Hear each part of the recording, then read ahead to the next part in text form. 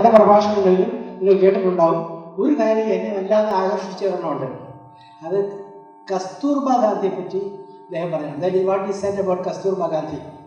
Because nobody knows what the real Kasturba Gandhi. People did not recognize the merits of Kasturba Gandhi, the contribution she gave to the success of the freedom struggle, and also the strong support, backing she gave to the Mahatma. About that, he gave a presentation 2 days ago. It was really very, very much heartening to know that there are still people who remember who was Kasturba Gandhi. So with these few words, ഇന്ന് നമ്മൾ സ്ത്രീകളുടെ ഇതിനെ പറ്റിയിട്ട് പറയുന്നു, സ്ത്രീ ശാക്തീകരണത്തെ പറ്റി പറയുന്നു. സ്ത്രീ ശാക്തീകരണത്തെ പറ്റി പറയുമ്പോൾ കസ്തൂർബാജി എത്ര വർഷമാണ് ജയിലിൽ കിടന്നത്? കമലാ നെഹ്റു എത്ര വർഷമാണ് ജയിലിൽ കിടന്നത്? അവരൊന്നും ചെറിയ ആൾക്കാരല്ല. നിങ്ങൾ ആനന്ദ ഭവൻ പോയി കാണുക, നെഹ്റുവിന്റെ കുടുംബ വീട്. നിങ്ങൾ നെറ്റടിച്ചു നോക്കൂ, പോർബന്തറിൽ മഹാത്മജിയുടെ വീട്. ഇവരൊക്കെ വലിയ കൊട്ടാരം പോലുള്ള വീടുകളിൽ താമസിച്ചു. ഇംഗ്ലണ്ടിലൊക്കെ പഠിച്ചു, ഭാരത് ലോ ഒക്കെ എടുത്ത് വലിയ ലോയർമാരും മറ്റുമൊക്കെ വക്കീൽമാരായിരുന്നവരാണ്. മഹാത്മജി തന്നെ ഒരു കേസിന് വേണ്ടി വാദിക്കാൻ പോയതാണ് സൗത്ത് ആഫ്രിക്കയിൽ, ദാദാ അബ്ദുള്ള എന്നൊരു ബിസിനസ്സുകാരനെ വേണ്ടിയിട്ട്. അപ്പോൾ അങ്ങനെയുള്ള വ്യക്തിത്വങ്ങൾ എല്ലാ ത്യാഗവും സഹിച്ചുകൊണ്ട്, ഈ എല്ലാം ത്യജിച്ചുകൊണ്ട് ഈ യുദ്ധത്തിൽ വരെ മാത്രമല്ല അവരുടെ ഭാര്യമാരെ മുന്നിൽ കമലാ നെഹ്റു അനവധി കൊല്ലം ജയിലിൽ പോയി. ബീകാജി കാമ ഇവരോട് യോജിപ്പില്ലെങ്കിലും സ്റ്റഡ്ഗാർട്ടിൽ പോയിട്ട് ഇന്ത്യയുടെ കൊടി ഉയർത്തി. അതുമാതിരി മുൻനിരയിൽ സരോജിനി നായിഡു, പത്മജ നായിഡു, സുശീല നയ്യർ സ്ത്രീകളെ മുന്നിൽ അന്ന് ഗാന്ധിജി പറഞ്ഞെന്ന് വെച്ചാൽ രക്തരഹിത വിപ്ലവം ആയിക്കോട്ടെ, അല്ലെങ്കിൽ അഹിംസയിലൂടെ ഹിംസ ത്യജിച്ചുകൊണ്ടിട്ടുള്ള സമരമാവട്ടെ, കാരണം ഇന്ത്യക്ക് അതേ പറ്റൂ. കാരണം 50% സ്ത്രീകളുണ്ട്. ആ സ്ത്രീകളെ ഒരു വിപ്ലവം നയിക്കുമ്പോൾ അവിടെ വെടിവെപ്പും ഏറ്റുമുട്ടലുകളും ഉണ്ടെങ്കിൽ സ്ത്രീകൾ പങ്കെടുക്കില്ല. അതുകൊണ്ടാണ് ഞാൻ അഹിംസ ആവണം എന്ന് പറയുന്നതിന് കാരണം. അങ്ങനെ ഇന്ന് നമ്മുടെ രാജ്യത്ത് പാർശ്വവൽക്കപ്പെട്ട എല്ലാ വിഭാഗങ്ങളും, SC ST വിഭാഗങ്ങൾ, ദളിത് വിഭാഗം, നമ്മുടെ ന്യൂനപക്ഷങ്ങൾ, സ്ത്രീകൾ, അവർക്ക് വേണ്ടിയിട്ടെല്ലാം മഹാത്മജി പോരാടി. അവർക്ക് വേണ്ടി അത് ഇപ്പോ മഹാത്മജിയുടെ ദീർഘവീക്ഷണം നമ്മൾക്ക് മനസ്സിലാവാം. ഞാൻ 4 കാര്യം പെട്ടെന്ന് പറഞ്ഞുതരാം. മഹാത്മജി അതിനെടുത്തിട്ടുള്ള സമീപനങ്ങൾ എന്താണ്? മഹാത്മജി യൂണിഫോം സിവിൽ കോഡിനെതിരായിരുന്നു. അദ്ദേഹം പറഞ്ഞു ഇവിടെ എല്ലാ സമുദായത്തിൽപ്പെട്ടവരുണ്ട്, പല ഗോത്ര വിഭാഗങ്ങളുണ്ട്, ഇവിടെ ഗിരിയൂർ വർഗത്തിൽപ്പെട്ടവരുണ്ട്, ദ്രാവിഡരുണ്ട്. എങ്ങനെ ഒരു ഏക സിവിൽ കോഡ് ഉണ്ടാവുന്നു? അന്ന് രസകരമായിട്ടുള്ള സംഭവം, അദ്ദേഹത്തോടൊപ്പം നിന്നിരുന്നിരുന്ന ഗുരുജി ഗോൾവാൾക്കർ അദ്ദേഹം പറ്റില്ല എന്ന് പറഞ്ഞു. കാരണം അദ്ദേഹം സാധാരണക്കാരാണ്, അദ്ദേഹം പറ്റില്ല എന്ന് പറഞ്ഞു. ഇപ്പൊ സിവിൽ കോഡിനെതിരെ ഗോവധത്തെ പറ്റിയിട്ട് മഹാത്മജി എന്താ പറഞ്ഞത്? സർദാർ പട്ടേലിക്ക് മഹാത്മജിയെ പോയി കണ്ടിട്ട് ഗോവധം നിരോധിക്കണം എന്ന് മഹാത്മജി പറഞ്ഞു. നിങ്ങളത് മനസ്സിലാക്കണം, 40% 50% ആൾക്കാർ ഇന്ത്യയിൽ അവർ കാണുന്ന ഏറ്റവും വില കുറഞ്ഞ പോഷകാഹാരമാണ് ഗോവധം. പിന്നെ മഹാത്മജിയുടെ ഭരണത്തിന് ശേഷം ഭരണഘടന ഉണ്ടാക്കിയപ്പോൾ അതുകൊണ്ടാണ് നമ്മളത് ഡയറക്റ്റീവ് പ്രിൻസിപ്പിൾസ്, നിർദ്ദേശങ്ങളിൽ മാത്രം നമ്മൾ ഉൾപ്പെടുത്തിയത് ഗോവധം. അതും ഉൾപ്പെടുത്തിയതെന്ന് വെച്ചാൽ മതപരമായ കാര്യങ്ങൾ കൊണ്ടല്ല അത് ഉൾപ്പെടുത്തിയത്. ഗോ സംരക്ഷണം എന്ന വാക്ക് മാത്രമാണ്, ദൈവം എന്ന വാക്ക് കണക്കാക്കുന്നത്. അടുത്തത് കാശ്മീർ വിഷയം. കാശ്മീർ വിഷയത്തിൽ എന്താണ് ഇന്നിപ്പോൾ നടക്കുന്ന കാശ്മീർ വിഷയം? മഹാത്മജി അന്ന് ഷെയ്ഖ് അബ്ദുള്ളക്ക് എല്ലാ പിന്തുണയും നൽകി.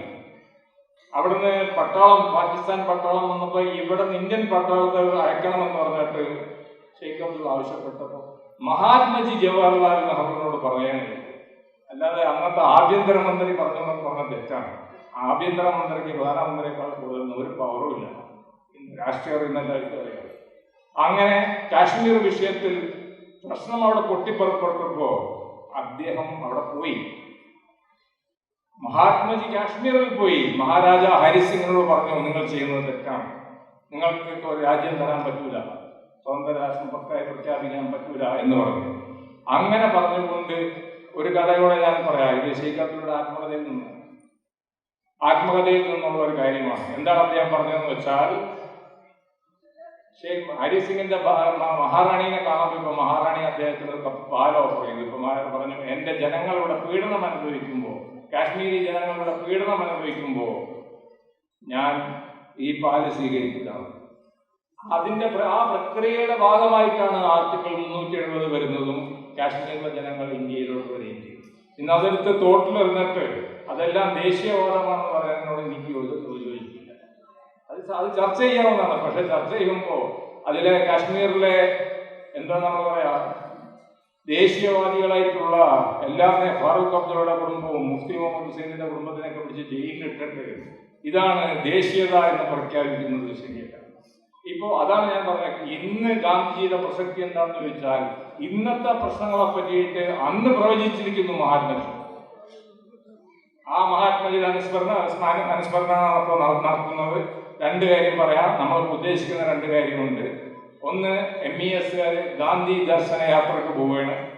MES സീനിയർ നേതാക്കന്മാരോടൊക്കെ ഞാൻ അഭ്യർത്ഥിക്കുകയാണ്. നമ്മൾ ഇവിടുന്ന് പുറപ്പെടുന്നു, വൈക്കത്ത് പുറപ്പെട്ട് പൂനക്ക് പോകുന്നു. പൂന ആഗാ ഖാൻ പാലസ്, കസ്തൂർബ ഗാന്ധി മന്ദിരം, അതിനുശേഷം നമ്മൾ സൂറത്തിൽ പോകുന്നു. പിന്നെ അവിടെ ദണ്ഡി യാത്ര കഴിഞ്ഞതിന് ശേഷം തിരിച്ചു വന്നതിന് ശേഷം സബർമതി ആശ്രമത്തിൽ പോകുന്നു. പിന്നെ അവിടെ നിന്ന് നമ്മൾ പോർബന്തറിൽ ഗാന്ധിയുടെ വീട് സന്ദർശിച്ചു. പിന്നെ അഹമ്മദാബാദിൽ ഡൽഹി പോകുന്നു. ഡൽഹിയിൽ നമ്മൾ ബിർള മന്ദിറിൽ പോകുന്നു. അവസാനമായിട്ട് രാജ്ഘട്ടിൽ ആദരാഞ്ജലികൾ അർപ്പിക്കുന്നു. ഇതാണ് നമ്മുടെ ഗാന്ധി ദർശന യാത്രയുടെ പ്രോഗ്രാം. ഈ പ്രോഗ്രാമിൽ സീനിയർ ആയിട്ടുള്ള എല്ലാ MES നേതാക്കന്മാരും പങ്കെടുക്കും എന്ന് ഞാൻ വിശ്വസിക്കുകയാണ്. പങ്കെടുക്കുന്ന ആൾക്കാരെ എനിക്കറിയാം. തികഞ്ഞ ദേശീയവാദികളായിട്ടുള്ള MES ഈ പരിപാടിയിൽ തീർച്ചയായിട്ടും പങ്കെടുക്കും എന്നുള്ള ഒരു കാര്യത്തിൽ സംശയമില്ല.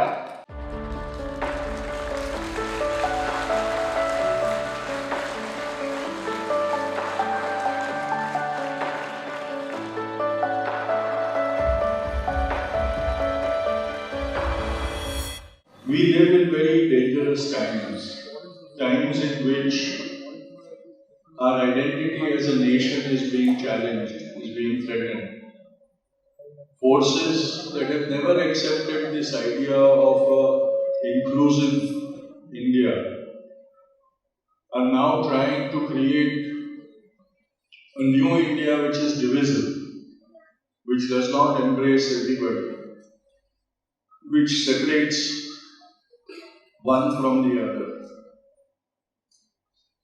This is the great danger for our society. And that is where we must remember and recognize how the India that we know of, the India that is inclusive, the India that is tolerant, the India that is Vasudhaiva Kutumbakam, was created by our founding fathers. And the contributions that they made, and why today the powers in the new India are trying to discredit all of them. We must understand that. Only then we will be able to understand the danger that we face today. The danger to our present and the danger to our future. We must all understand this. If we don't understand this, we will never be able to fight these forces. And so thank you very much for the opportunity to come and talk to you and share my thoughts. Because I come from the generation that has loved this real India, the true India. And I find myself very threatened by this whole idea of new India, which attempts to negate everything that we stood for, which attempts to negate everything that our freedom fighters fought for and got us independence. MN Vijayan അന്തരിക്കുന്നതിന് മുമ്പ് അദ്ദേഹം നടത്തിയ ഒരു പ്രഭാഷണത്തിൽ പറഞ്ഞു, നിങ്ങൾ പ്രതിനിധീകരിക്കുന്ന പ്രത്യയശാസ്ത്രത്തെയും നിങ്ങളുടെ നയത്തെയും നിലപാടിനെയും ചെറുത്തു തോൽപ്പിക്കാൻ, കായികമായും നയപരമായും ചെറുത്തു തോൽപ്പിക്കാൻ കഴിയാതെ വരുമ്പോൾ ആ പ്രത്യയശാസ്ത്രത്തെ അവർ തന്നെ ഏറ്റെടുത്ത പ്രത്യയശാസ്ത്രത്തെ ഇല്ലാതാക്കും. അതാണ് ഇന്ന് ഇന്ത്യ രാജ്യത്ത് ഗാന്ധിജിയെ സംബന്ധിച്ചും ഗാന്ധിജിയൻ ദാർശനികതയെ സംബന്ധിച്ചും സംഭവിച്ചുകൊണ്ടിരിക്കുന്നത്. അഹിംസയുടെ non violence, the basic factor of Gandhian philosophy is nothing but non-violence, ahimsa. ആ അഹിംസാ സിദ്ധാന്തവും ഹിംസാത്മകമായിട്ടുള്ള ഹിന്ദുത്വ ദേശീയതയും ഒരു തരത്തിലും ഒരുമിച്ച് പോകുന്നില്ല എന്ന് മാത്രമല്ല, it is totally contradictory. That is violence, Hindu nationalism is anti-theoretical and contradictory to the non-violence movement which is being built up by late father of nation Mahatma Gandhi. ഇവിടെ സംഭവിക്കുന്നത് ഗാന്ധിജിയുടെ 150-ാം ജന്മദിനാഘോഷങ്ങളോടനുബന്ധിച്ച് ഒരു government of India, Bharat government നടപ്പാക്കുന്നത് നമുക്ക് മനസ്സിലാക്കാൻ കഴിയും.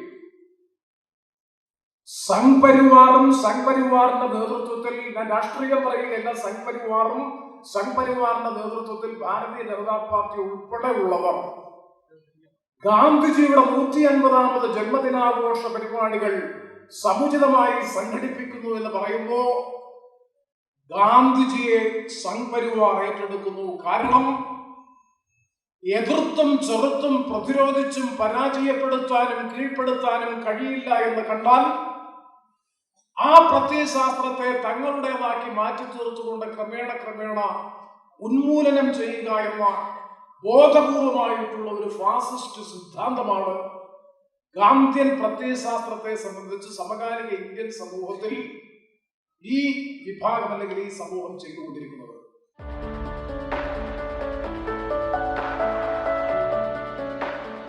It was like we all are really bothered about the fundamental rights, but we are not, like, our generation is not bothered about the fundamental duties we have. So what is the basic reason behind this? As an Indian citizen, we all are having this question. As human beings, we are selfish, so we are more aware of our rights and we pretend not to be aware of our duties. But in a democracy where everybody is only particular about their rights and not about their duties, that democracy will not become a healthy democracy. So we should be also, but the ruler should not believe that you will get rights only if you perform your duties. It is a voluntary act and it should be done voluntarily. Would India continue to have been, rather than a democratic government, would it have a monarchic government? What are the possibilities of that? Well, if the British hadn't colonized us, we were still colonized by the kings and the princes and things. So the freedom movement may have taken a different outlook, or we may have looked differently, and may have been fought in separate princely states separately. But the princely states were not sustainable. They could not have been sustained. So if India had to emerge as one nation, then we would have had to fight for independence from each of the individual freedom princely states and then come together as a nation identity. Because as we were fragmented by the princes, there was no concept of a nation in that time. So there were those kind of unsustainable states would not have survived. Sir, how far is Gandhiji's non-violence practicable in India today? See, if we don't practice non-violence, if we are all violent towards one another and towards nature, then we will not survive. We'll keep killing each other till the last man remains. So, we don't have a choice without non-violence. And it is not Gandhi's non-violence. Non-violence was there eternally, even before Gandhi. He only utilized it as a tool. So if we have to survive in some way or the other, we have to practice non-violence. Only then we can survive.